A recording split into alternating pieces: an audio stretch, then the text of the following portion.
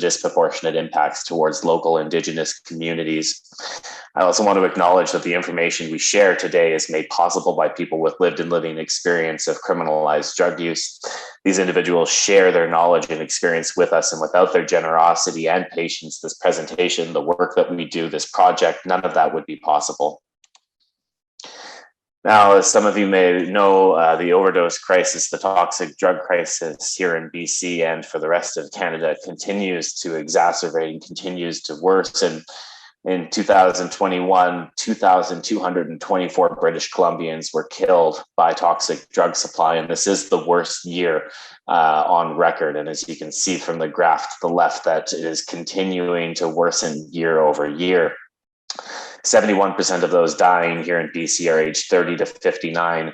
And despite there being a lot of fanfare and discussion around safe supply in BC, the truth is that there's around 90,000 British Columbians who are at risk of overdose or who would benefit from accessing a safe supply. But only less than 4%, or 3,329 of them, have actually successfully accessed a safe supply. And so what that tells you is that safe supply is not accessible right now in BC, and that it is very difficult if you're someone who needs access to a safe supply to get it when you need it. The Victoria Safer Initiative is a federally funded substance use and addiction program with the federal government. This presentation is made possible through funding from the substance use and addiction program at the federal government. However, the words that I'm sharing with you today and the thoughts and opinions do not necessarily reflect that of our funder. In order to start our project off properly, we wanted to make sure that we were talking to people who were actually going to benefit from this program or who were going to try and access this program, and that we made sure that we were informing the development of our program through the eyes of people with lived and living experience of criminalized drug use.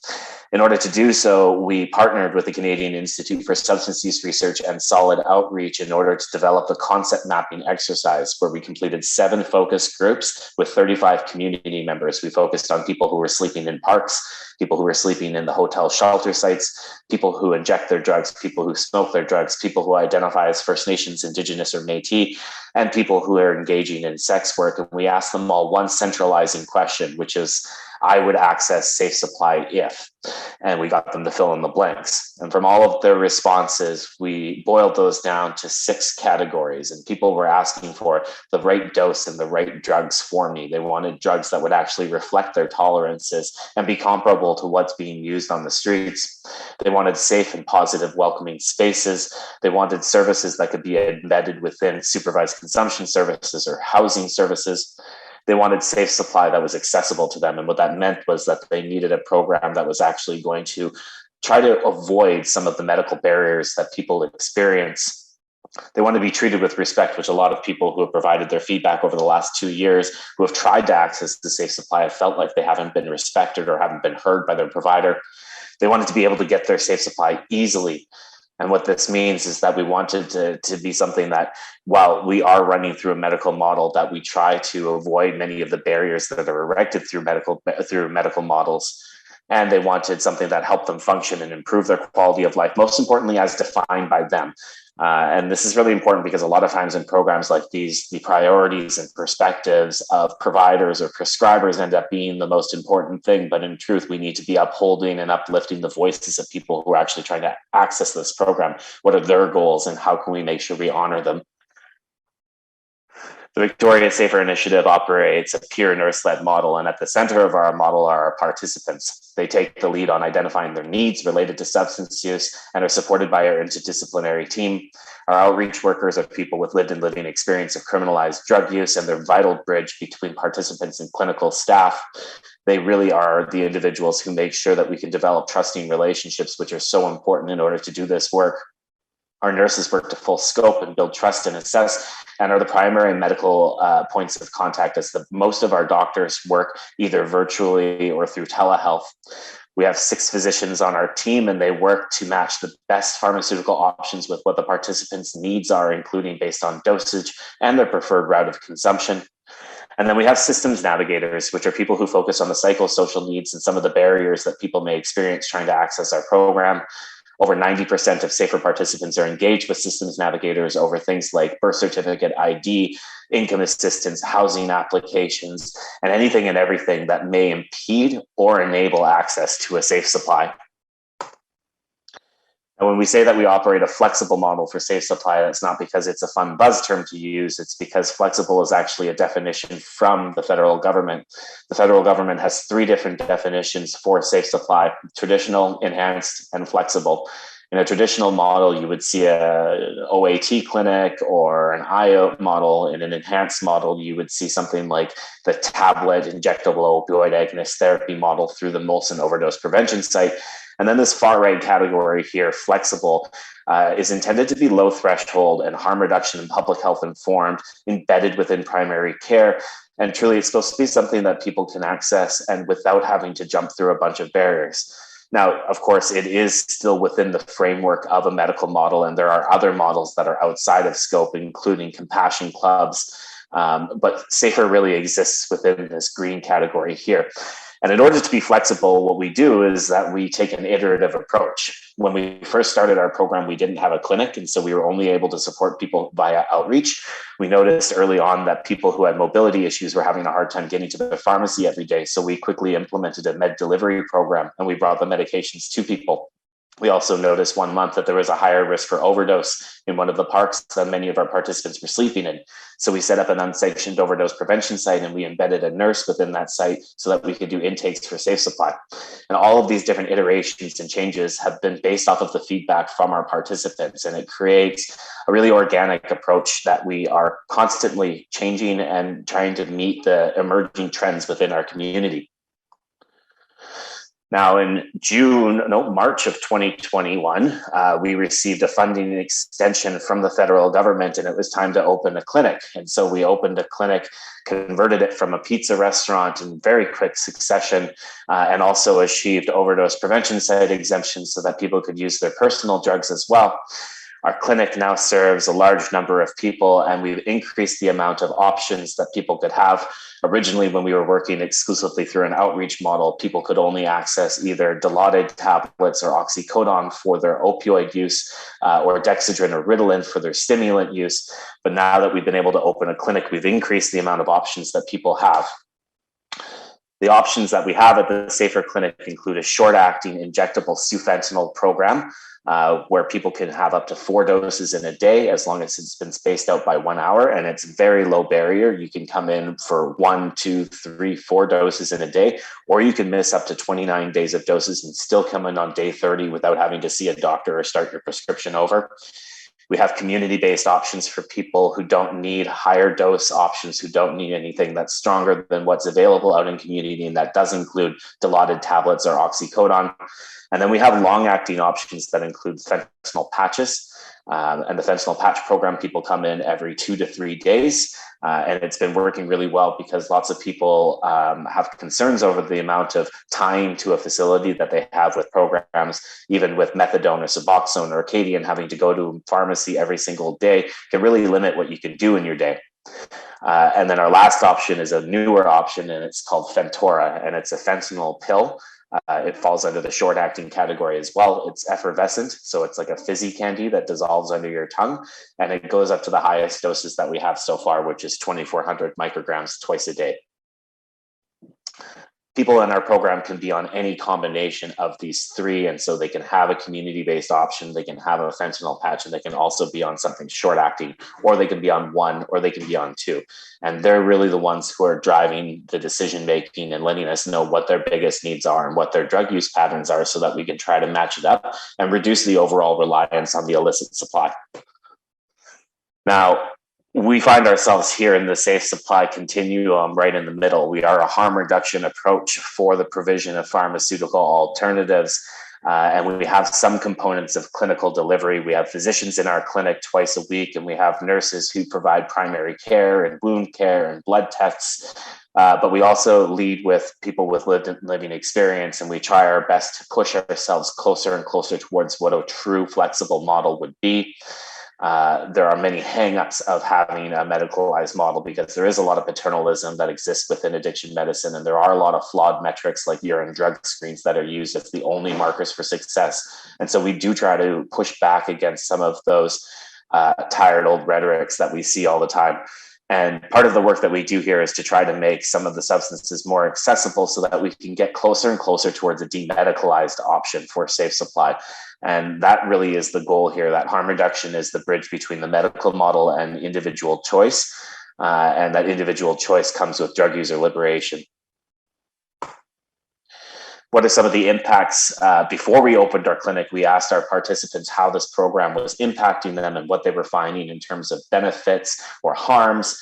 54% of our participants reported that they had been able to reduce the potential harms from substance use, and 53% of participants reported a positive social or health outcome enabled by safer support.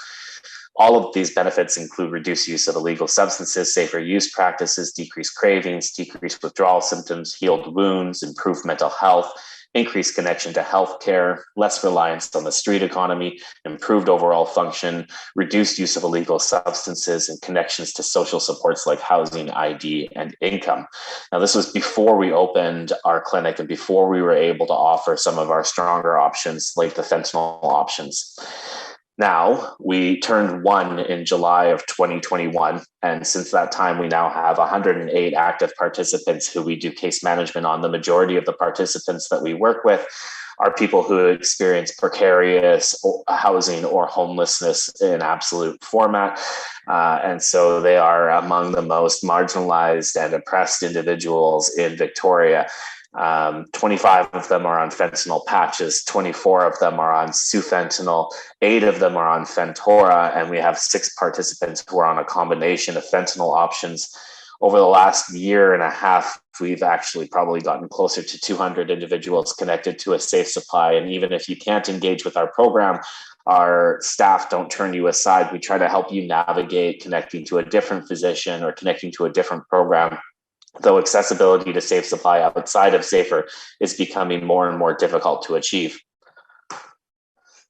Now, since we've been able to start offering some of these fentanyl-based products, we have also collected stats from our participants again, and you can see even more notable improvements. Now, 73% of our respondents are reporting reduced use of illegal substances, 73% reporting increased connections to healthcare, 73% reporting less reliance on street economy, 65% reporting less experiences of withdrawal and cravings and discomfort, and another 65% of SAFER participants reporting increased connections to social supports.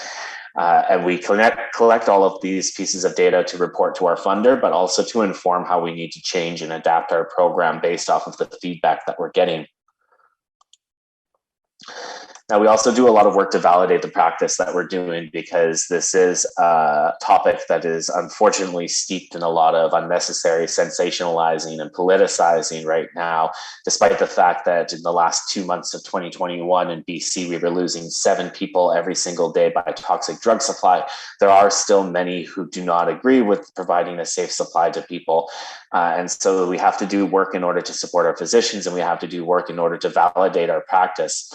What's really important to notice is that the BC CDC surveyed 2,780 people who had accessed some form of a safe supply, which they call risk mitigation prescribing, between March 27th and August 31st of 2020. And less than 0.4% of them had actually died. And given the fact that we lost a record-breaking amount of individuals this year in BC, that's a really important statistic. We need to continue life-saving prescribing practices and expand their reach in tandem with supporting and expanding lower barrier community-driven models, and work on things like decriminalization and legalization. The province of BC also commissioned an ethics analysis, which coupled together a lot of the data we just talked about, but also answered some of these really important questions related to prescriber concerns and reluctancy to prescribe. And what the ethics analysis showed was that a health professional would have an ethical obligation to prescribe a medication that would allow the drug user to avoid having recourse to a toxic drug supply, rather than the professional insisting on only prescribing on the condition of engaging in individualized medical treatment that extend beyond what the individual specifically requests. And that means let the participant tell you what their goals are. If they want to access a safe supply and don't want to go onto methadone, you need to honor that request, because there's too much coercion and there's too much paternalism in medicine, and that's driving people away who are at big risk for overdose. The ethics analysis also showed, furthermore, as has already been pointed out, even if diversion were to occur, if witness administration was not required, it would reduce the overall reliance of other drug users on a toxic drug supply. And finally, if the data demonstrates that prescribing reduces the risk of harm, failure to prescribe could violate a healthcare professional's ethical obligation to the patient. So we took all of that information, we took the concept mapping information, we took the data from the BC CDC, and we added it all together with our outcomes and the feedback we're getting from participants, and we created the practice brief called Implementing the Victoria Safer Initiative. This is available online at the University of Victoria's CoLab website. And it's just one piece of data and evidence building that we're trying to do here. Part of our role at the Victoria Safer Initiative is to also do knowledge translation and to make sure that we can support other communities and organizations to build capacity to develop programs like this. And in saying that, we also wrote all of our our own prescribing guidance documents. And so myself, a nurse researcher, Megan Brown, as well as a consultant, Dr. Christy Sutherland with Safer Vancouver, wrote and adapted all of our own clinical prescribing guidelines, including the community-based prescribing for Dilaudid and oxycodone, the fentanyl patch, the sufentanil injectable, the fentanyl tablets. We're currently working on increasing accessibility for smokable options. So we're working together on options like powdered fentanyl. Here in BC, the people who are dying the most by overdose are people who smoke their drugs, and they're also the people who have not been provided with any safe supply options that match their route of consumption. And our clinical prescribing guidelines are available by request to anyone who wants them, because you can take them and you can adapt them and change them in order to meet the needs of your population that you serve and to match the local context that you work in. We're also tied into the provincial evaluation of risk mitigation guidance, which is the provincial tablet safe supply program that started at the beginning of COVID-19. And so the Victoria Safer Initiative is actually listed as a special case study within that study. And so anytime one of our participants provides feedback, they're specifically labeled as a Safer Victoria participant, so that we can try to, as I said, increase and bolster all of the evidence that's available so that we can support this practice and support uptake of this practice. What else do we do? All kinds of things. We're working on new medication options. Like I said, we're looking at smokable options. We're also looking at more effective stimulant options for safe supply. Dexedrine and Ritalin has only really been effective for people who have undiagnosed or untreated ADHD, and the rest of folks aren't really getting much benefit from it in our program. And so we're looking at other stimulant options that are more reflective of what people are taking on the streets. We also do training videos. And so if you go onto YouTube, there's a YouTube channel called That's Safer, where we have a bit of a project primer, and we'll be soon adding training videos on fentanyl patches, fentanyl tablets, sufentanil, trauma-informed people skills, harm reduction 101, all of these things that we can do to try and help support and develop capacity building in other communities. We also make lots of resources. So this infographic to the right is something that I put together, and it's to support people outside of our program who are trying to navigate the medical system and access a safe supply. As you can see, it can be quite arduous trying to self-advocate. And so this is a bit of a step-by-step approach on how you can navigate those conversations with your physician. And then we also make really sassy memes, and we are on social media. So if you want to follow us, we are on Twitter. And that concludes my presentation on the Victoria Safer Initiative. I'm not sure where we're at in terms of time for questions, but if you want to email us, my name is Corey.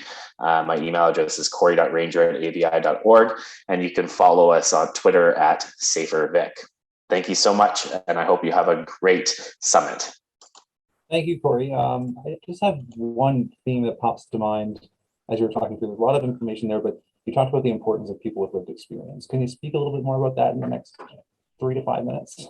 Yeah, absolutely. I mean, nothing about us without us is a statement that's used quite often when we talk about the disability rights movement, when we talk about mental health rights movement, when we talk about rights movements for people who use drugs.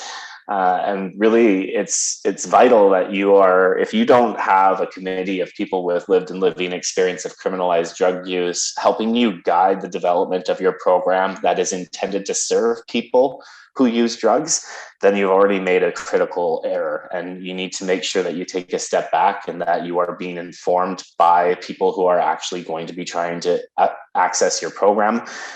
There's just far too many programs that exist out there that were developed not in consultation with people with lived and living experience of criminalized drug use. And the result is that they've been just a horrible flop. And that includes, for the most part, the provincial risk mitigation guidance prescribing, because those were rushed through really quickly.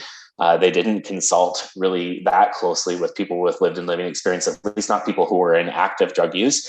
And the end result was that they produced this safe supply program that was a bit of a half measure, and it didn't end up meeting people's needs. It didn't reflect their tolerance or what they actually needed in terms of the drugs. It was too hard to access. It was tied to COVID-19 for some reason. And so it came out as a withdrawal management tool instead of a harm reduction tool.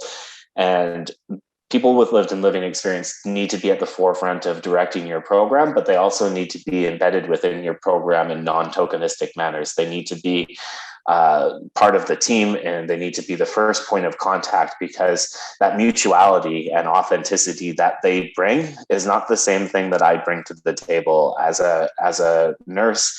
People have experienced so many harms at the hands of the medical system, at the hands of the social services system, and having just another white service provider like myself show up and try to bridge that trust is often not really effective. But if I have someone who's there that can say, look, I haven't been through the same thing that you have, but I've been through something similar, and this is what I did, and these people can help you, it goes so far in order to try to bridge that gap and connect people to care. There was another comment come up, another question or comment come up around the ethics analysis and how impressed someone was with the outcome of the ethics analysis, and they were wondering at what point in the project was this done. So the ethics analysis wasn't done by our project. We're a federally funded program, and this ethics analysis was commissioned by the provincial government. And so if you want access to that, you would have to reach out to the provincial government of BC. But they did so because they had heard so much concern from prescribers, or apprehension from prescribers, about prescribing a safe supply, and these common questions around diversion and other pieces kept coming up. And so the province commissioned a clinical ethicist to go through all of those questions and produce a report. We've incorporated pieces of that ethics analysis because it says what we already know, which is that safe supply needs to be accessible, safe supply needs to be demedicalized, and even though it's in the hands of individual prescribers, we need as much access as possible, and we need to remove some of these medicalized barriers. Thank you very much. We can see your passion, and we appreciate you sharing the information today. Thank you very much for having me.